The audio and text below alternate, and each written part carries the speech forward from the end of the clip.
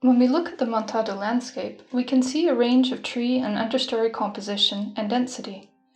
This is directly linked with the management and uses of the Montado as a production system. For instance, in the presence of a dense Montado with a developed and diverse shrub cover, possibly a result of over 5 years without shrub control in the area, that tells us the system is exclusively managed for forestry, mainly cork production if there are cork oaks. It is possible some non-invasive uses also take place, such as hunting, honey production, and collection of wild products like mushrooms and asparagus. On the other extreme, when we look at a sparse Montado without shrub cover, being grazed or with cereal plantations in the understory, we know that the main revenue is cattle raising or agriculture. Different Montado landscapes are therefore shaped by different management options. Of course, physical characteristics of the territory, soil, relief, climate, and water availability also determine the potential for exploration of the Montado. For instance, cork oaks rely on more humidity than holm oaks. Therefore, more arid areas have more potential for acorn production, while cork production will depend on adequate water availability. Montados are a man-made ecosystem whose traditional management methods have persisted mostly unchanged to this day.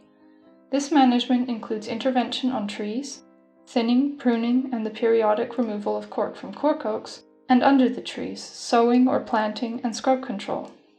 As mentioned before, forest management is conciliated with other activities in the Montado, such as livestock grazing, hunting, and gathering of aromatics, acorns, and edible mushrooms, amongst other uses.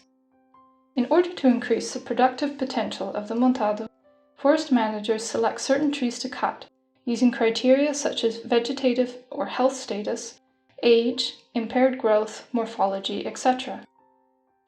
This selective reduction of the number of trees per hectare is called thinning. Pruning is the selective elimination of tree branches, which eliminates dead branches or those with symptoms of disease, and balances the shape and size of the tree crown. Cork oak trees are the only tree that can survive the removal of its bark without harming the tree.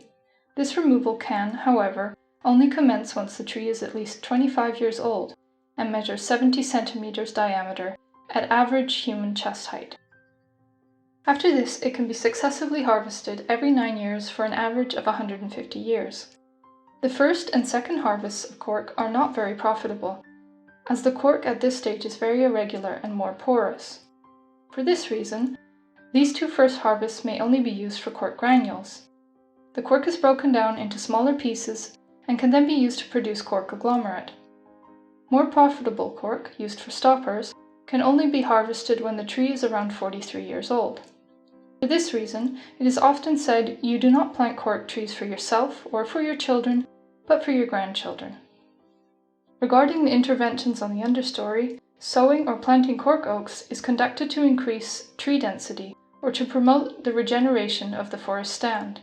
On the other hand, shrub control is important to reduce the risk of fires and the competition of plants for water and soil nutrients, also facilitating circulation during cork harvesting and contributing to reduce the spread of pests. Cork production is the main revenue of the cork oak Montado. The workers that remove cork are exceedingly skilled, and for this reason, it is the highest paid job in the agricultural section. This skill is necessary when doing something as delicate as removing tree bark, because if the axe cuts too deep, the tree sustains damage.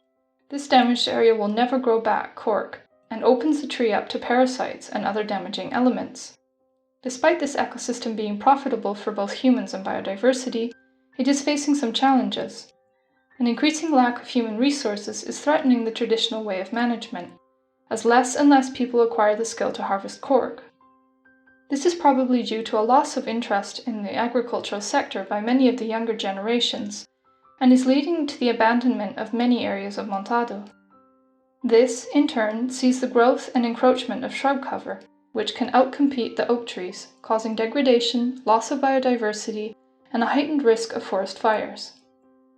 Knowing the delicate balance this ecosystem relies on, and the sustainability it boasts, it is imperative that we do our utmost to maintain its tradition and, hopefully, in the process, inspire an overarching wave of sustainable practices within our other forestry and food systems.